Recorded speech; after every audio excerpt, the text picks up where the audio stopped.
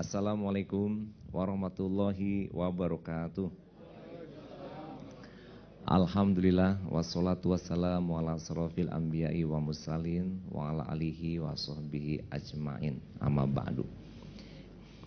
Tentu kita bersyukur kepada Allah karena petang hari menjelang berbuka kita duduk di sini bersama, sama-sama duduk di tikar.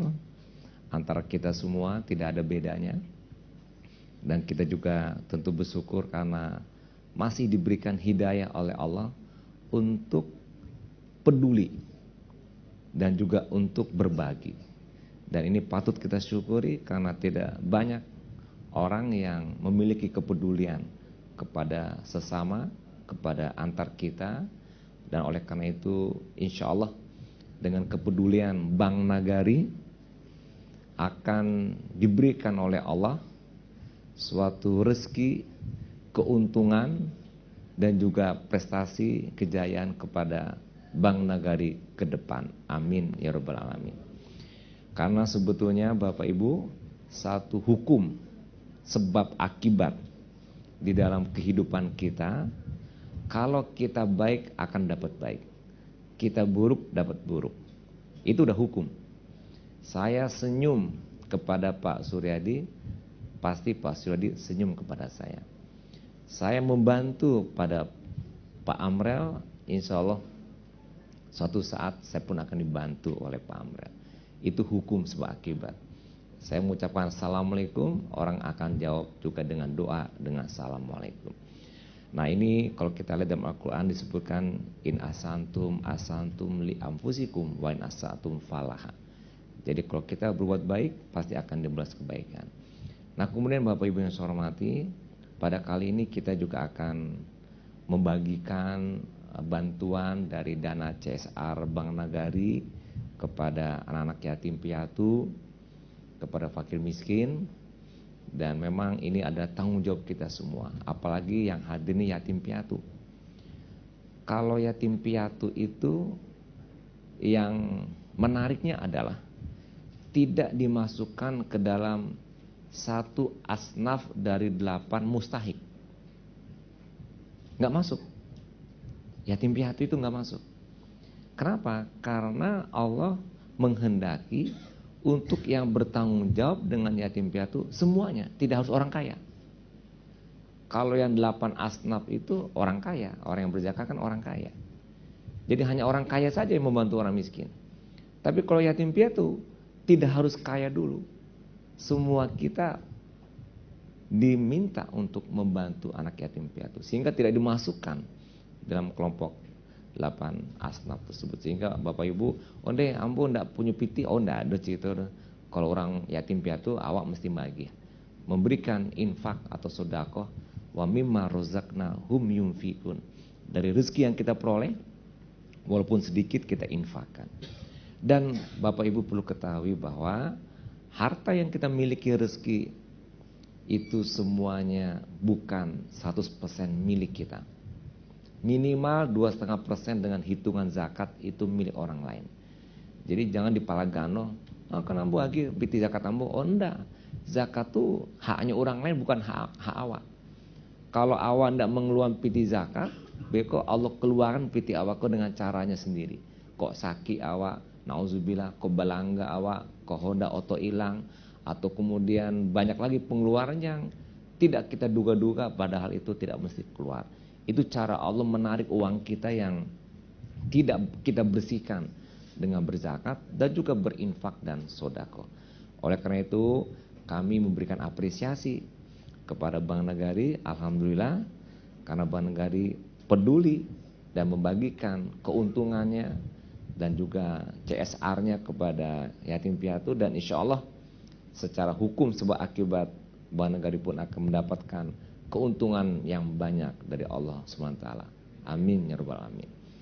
Dan juga ternyata saya tadi bicara dengan Pak Suryadi, gaji dan tunjangan yang ada pada Bank Nagari para pegawai pun sudah langsung dipotong masuk ke Basnas Provinsi. Sama juga dengan pegawai-pegawai kami di Pemprov. Alhamdulillah, terima kasih. Sehingga kita lihat hidupnya para pegawai Bank Nagari berkah semuanya. ya, bernilai ganda, bernilai tepat, bermanfaat, berguna karena berkah. Walaupun uangnya kita cukup, tapi Allah lebihkan. Waktu kita yang sempit Allah lapangkan. Kesehatan yang kita miliki pun Allah aktualisasikan dalam prestasi-prestasi yang banyak karena berkah yang Allah berikan kepada kita. Baik Bapak Ibu, kita tadi malam baru melaksanakan peringatan Nuzul Quran. Pak Suryadi hadir di Masjid Raya, dan secara nasional juga demikian. Saya hanya ingin menekankan sedikit tentang pentingnya Quran dalam kehidupan kita. Kalau dalam surah Al-Baqarah ayat 185, Syahrul Ramadanal ladzi unzila fihil Quran hudalinas wa bainat minal hudan wal furqan. Ada banyak Allah sebutkan kata-kata di luar Al-Quran. Ada hudan, ada bainat, ada furqan. Nah mungkin kita fokusnya hudan lah saat ini. Kalau bicara bainat, bicara furqan panjang. Karena furqan ini membedakan antara hak dan batil. Nah kita fokus Quran sebagai hudan, sebagai petunjuk. Jadi Bapak Ibu, Quran itu firman Allah. Allah yang menciptakan makhluk dan termasuk manusia. Dan Allah tidak akan mungkin membiarkan makhluk yang diciptakannya sengsara, sesat, kemudian terbiar, terbuang, terabai, dan tidak menentu. Itu tidak mungkin. Tapi Allah setelah menciptakan alam, termasuk manusia, itu Allah tentukan aturan kepada yang diciptakannya untuk kemudian tertib, aman, selamat, damai, tentram. Contoh, Allah ciptakan alam semesta. Ada bumi, ada planet-planet, bulan, bintang, matahari dan sebagainya. Itu ciptaan Allah.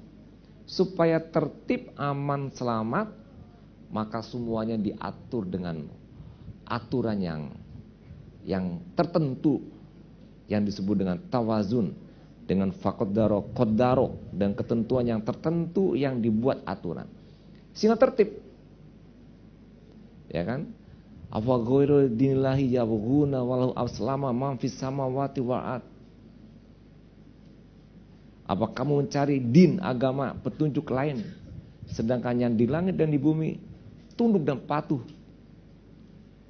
kepada Allah. Jadi bumi, bulan, bintang, pohon-pohonan, tanam-tanaman, dia mengikuti petunjuk Allah dengan hukum yang ada sunatullah kauniyah, ada hukum gravitasi, ada hukum-hukum alam yang mengena sehingga tertib.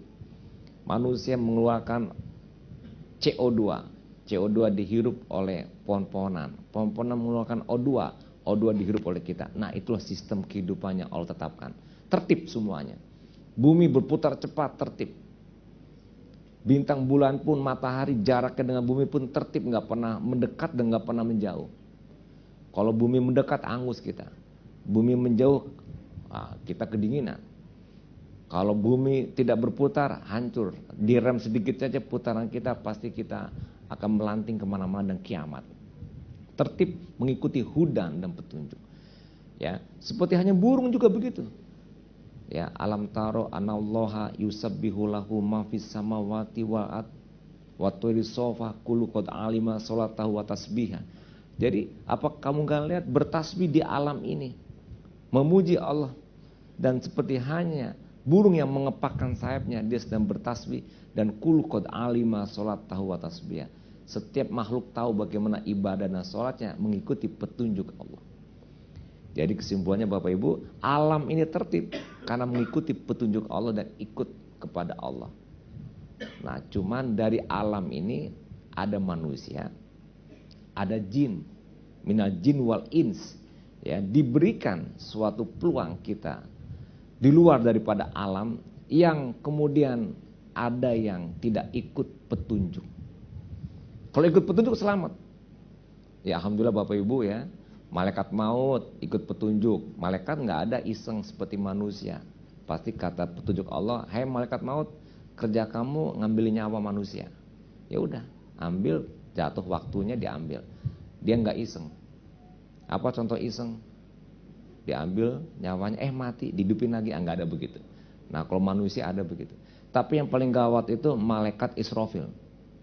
Kalau dia iseng ketika tahun baru, ngelihat orang di bumi pada bunyi trompet, dia ikut-ikutan juga bunyi trompet. Apa yang terjadi Bapak Ibu? Apa yang terjadi? Kiamat. Alhamdulillah malaikat nggak ada yang iseng. Nah, cuma manusia banyak yang iseng, nggak ikut petunjuk, makanya banyak yang sesat. Nah, oleh karena itu Bapak Ibu, apa petunjuknya? Yaitu Al-Quran.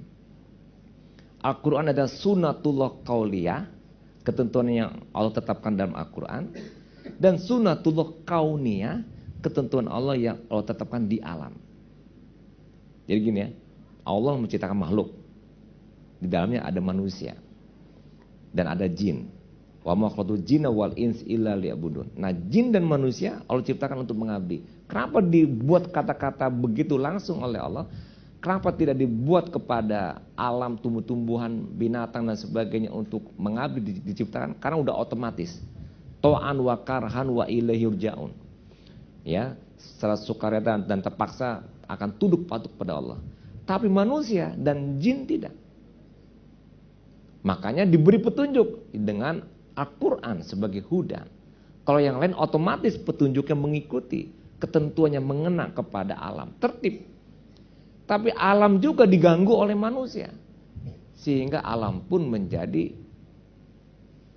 rusak akibat manusia. Contoh, ya, di gunung Allah ciptakan. Gunung untuk apa? Untuk pancang-pancang menguatkan bumi sehingga bumi stabil. Itu gunung fungsinya. Ada pohon di atasnya. Untuk apa? Pohon-pohonan untuk manusia, agar kita bisa menghirup oksigen karena ada pohon ditanam. Ada binatang pun di situ. Ada mutualisme simbiosis di antara makhluk yang ada di hutan. Manusia datang, dipotong-potongin kayu, diambil-ambil pohon, terjadilah hujan, longsor, banjir bandang, rusak kita. Siapa? Ulah manusia. Alam ini pun demikian, begitu tertib Allah atur dengan ketentuan, dengan petunjuknya. Semua alam mengikuti, manusia merusaknya. Dia buat pembakaran yang begitu dahsyat, dengan pembakaran-pembakaran pabrik, pembakaran-pembakaran yang lainnya, sehingga ozon-ozon atmosfer yang ada di lapisan bumi yang menutupi bumi terjadi bolong-bolong, balubang-balubang, karena ulah manusia di muka bumi yang melakukan pemanasan global warming. Nah, Bapak Ibu, apa kejadian kemarin di India? Mati ribuan orang karena kepanasan. Di Pakistan mati karena kepanasan.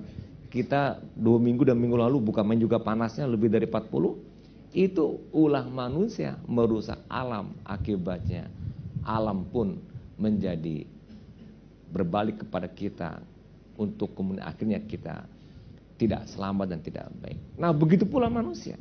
Jadi Al-Quran itu penuh hudan, petunjuk. Gak boleh makan berlebihan, Al-Quran juga bicara. Gak boleh minum berlebihan, Al-Quran juga bicara. Kulu wasrobu wala tasrifu. Makan minum gak boleh berlebihan, Al-Quran juga. Al-Quran menyuruh kita gak boleh begadang, Al-Quran juga. Karena kalau begadang, darah kita, fisik kita gak fresh, kita sakit.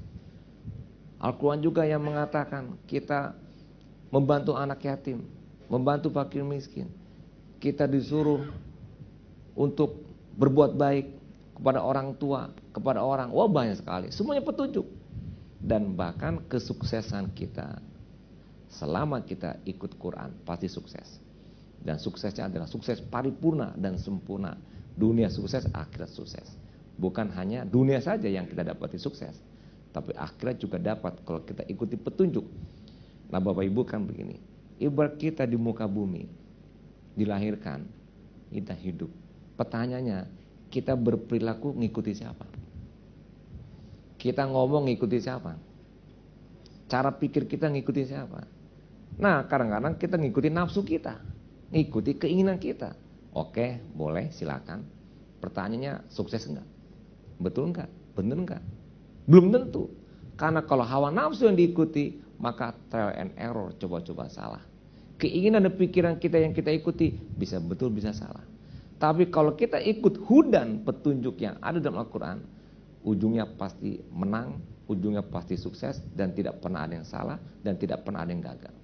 Contoh misalnya, Allah mengatakan wal asr innal insana lafi khusrin. Itu menunjukkan Allah bersumpah dengan waktu untuk supaya waktu diutamakan dan diprioritaskan.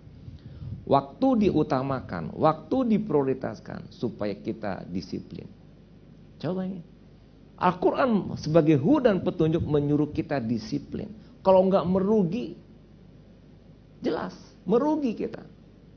Ya, dalam beberapa tafsir dari Rashid Ridho mengatakan bahwa kemunduran umat Islam karena dia tidak mengamalkan surat wal asri. Al-Quran yang menyuruh kita disiplin. Orang-orang hebat maju karena disiplin. Gagal kan kita nggak ikut petunjuk. Kemudian nggak sungguh-sungguh. Waladzina jahadu fina lanahdiyannahum subulana. Sungguh-sungguh muncullah pepatah manjada wajada. Coba yang sungguh-sungguh pasti dapat. Jadi jangan kita coba-coba ikutin nafsu kita, kemudian kita ngikutin apa maunya kita, tidak ngikuti petunjuk dalam Al-Quran. Ujungnya bisa salah dan bisa tidak betul. Tapi kalau ikuti Quran pasti ujungnya betul dan benar, tidak ada salahnya. Pasti, apalagi dicontohkan oleh Nabi Muhammad Rasulullah SAW. Jadi sebagai huda linas wa bainat minal huda wal furqan. Kemudian Bapak Ibu ada hudanya. Ternyata Al-Quran juga memberikan sifat. Wa nunazzilu minal Qur'ani ma huwa shifaa'u rahmatul lil mu'minin. Menjadi sifat dan rahmat, obat juga. Sebagai bainat penjelas juga, sebagai furqan. Jadi Al-Quran itu Bapak Ibu baru kita rasakan kenikmatan kebahagiaannya kalau Al-Quran kita baca, Quran kita pahami, Quran kita hayati, dan kita amalkan baru terasa. Tapi kalau ndak taraso, dekano awak ndak membaca atau awak ndak mengamalkan, tidak mungkin awak teraso. Ada UB kece dokter ke UB untuk supaya kita sembuh, ndak dimakan-makan UB, ya sakit harus. Walaupun awak tahu ada UB, walaupun awak tahu ada Quran, walaupun tahu UB itu bisa menyembuhkan, awak tahu Quran itu bisa sebagai petunjuk, tidak dijadikan dasar. Kita pegawai kadang-kadang baru bekerja setelah ada juklak juknis. Nah, juklak juknis ada petunjuk. Menunggu dulu supaya enggak salah. Supaya enggak jadi temuan BPK. Apalagi dianggap menyimpang karena kegagalan administrasi yang kemudian berdampak masalah hukum. Kita ikuti petunjuk. Jadi hidup kita ini seyogianya hidup kita ini adalah mengikuti dari satu petunjuk ke petunjuk, petunjuk dari Allah yang kita ikuti, dan semuanya insya Allah kita akan bisa selamat. Contoh Bapak Ibu, ada orang mencaci awak balelo mencaci. Ada orang memburu awak balelo memburu. Batanya lu puluh, bako dibalik, baki tidak dibalik, awak diburu-buru antori. Itu berdasarkan keinginan nafsunya, berdasarkan pikirannya. Betulkah? Salah. Kenapa? Karena Allah tidak menyuruh begitu. Hudan linnas dalam Al-Quran dan dicontoh oleh Nabi. Tidak, sabar. Oh enggak Pak, sabar kok aduh batehnya. Siapa bilang? Mana dalil hudan petunjuknya? Tidak ada. Makanya Allah kata wa basyir sobirin. Beri kabar gembira. Orang sabar itu orang yang menang. Orang sabar itu orang yang berjaya dan sukses. Bukan kalah, bukan mengalah pula. Salah kalau menyebut mengalah. Jadi kalau kita diejek orang, kita sabar tenang, kita menang. Dia yang kalah sendiri. Dia akan capek sendiri, dia akan habis energi sendiri, dan dia akan susah diri sendiri, dan membuat dia pun sakit dan stres karena ulah dia sendiri. Kita qaulu salama, cuekin aja. Kita jalan dengan apa yang kita inginkan, dan insya Allah kita akan berhasil karena itu hudannya petunjukkan seperti itu. Jadi kalau kita di kantor bekerja maunya sendiri sesuai dengan pikiran dan kemauannya tanpa petunjuk, pasti salah. Ujungnya mungkin gak betul. Begitu juga kita di dalam kehidupan keseharian kita yang begitu luas, maka kita harus menunggu petunjuk. Contoh yang lain, anak-anak kita yang menikah. Saya kadang-kadang bisik-bisik, "Le tahu, besok malam doanya apa?" Setelah akad nikah saya tanya tuh Bu, "Doa apa tuh?" "Doa besok malam kalau ala berdua." Ayo enggak tahu doa, coba ya. Banyak yang saya tanya enggak tahu. Padahal Al-Quran dan hadis memberikan hudan kepada kita. Bagaimana suami, bagaimana istri, bagaimana hubungannya. Kemudian bagaimana nanti ketika sudah hamil, bagaimana melahirkan. Ada hudan. Mesti jadikan rujukan kepada kita untuk supaya kita selamat. Karena petunjuk itu membawa keselamatan. Apa petunjuknya? Quran sebagai minhajul hayat. Quran sebagai pedoman hidup. Quran sebagai rujukan kehidupan kita. Oh Pak, berarti Quran adu majan awak kekantua. Ba'acaru kerajo di kantua, teknisnya silakan di kantua. Normanya ada dalam Al-Quran. Sungguh-sungguh ada dalam Al-Quran. Disiplin ada dalam Al-Quran. Jujur ada dalam Al-Quran. Bertanggung jawab ada dalam Al-Quran. Tuntaskan kerja sampai tuntas ada dalam Al-Quran. Bekerja lagi yang berikutnya langsung disusul dengan cepat juga ada dalam Al-Quran. Kata-kata ikonul amal dalam hadis Nabi juga ada. Kerja yang rapi, kerja yang profesional, kerja yang ihsan, kerja yang amal soleh, langkok. Itu dalam bekerja. Petunjuk dalam rumah tangga apalagi sakinah mawaddah warahmah Al-Quran. Dan memang kita tidak pernah mendapatkan kebahagiaan dalam konteks sakinah mawaddah kecuali dalam keluarga. Sehingga kita kalau dapat jabatan, ya, jadi dirut, jadi komut, nggak ada orang mengucapkan selamat Pak Suryadi jadi dirut, semoga sakinah mawaddah warahmah, nggak ada. Ya, yang ada ancaman, hati-hati loh, ini amanah, nanti kalau salah bisa KPK, nah begitu bahasanya. Tapi kalau keluarga, nah itu petunjuknya, hudannya Al-Quran. Bagaimana caranya? Ada juga dalam Al-Quran. Terus bergaul, apalagi dengan tetangga. Wa makana yu'minu billahi wal yawmil akhir fal yukrim jaro fal yukrim dofa. Kalau kita beriman pada Allah dan hari akhir, hormati tamu, hormati tetangga. Ada, bahkan dalam konteks kita dengan binatang pun kita disuruh berbuat ihsan. Faiza qatatum fa'asinu kitlah faiza zabahtum fa'asinu zibha. Kalau kita sedang berperang, maka kalau membunuh orang dengan ihsan, dengan baik sekali mati.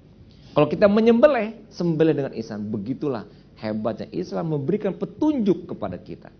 Tidak hanya sesama kita, tidak hanya ke dalam keluarga, tidak hanya dalam pekerjaan, tapi juga dalam kehidupan dengan alam.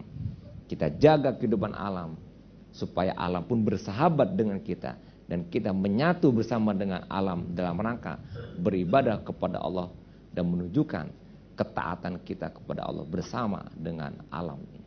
Baik Bapak Ibu, karena waktu juga yang membatasi, mudah-mudahan kita jadikan Quran sebagai hudan buat kita, dan mudah-mudahan pula kita mendapatkan kebaikan dunia dan akhirat. Dan marilah kita berlomba-lomba untuk kebaikan dalam rangka mempersiapkan kehidupan yang sebenarnya, yang abadi, yaitu kehidupan akhirat. Kalau dunia cuma sebentar transit untuk menuju kampung akhirat yang sebenarnya yang kita tuju. Terima kasih, mohon maaf kalau yang salah. Assalamualaikum warahmatullahi wabarakatuh.